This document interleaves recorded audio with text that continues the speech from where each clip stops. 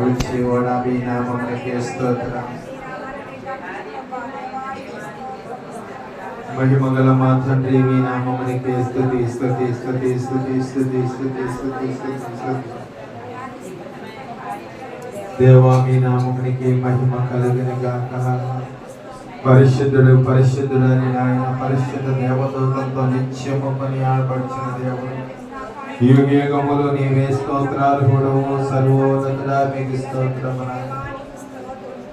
కోట్ల కొలది దేవదూతల చేత ప్రతినిత్యము కొనియాడబడుచున్న దేవుడు నాయన మీకు మహిమ కలుగును గాక. హల్లెలూయా.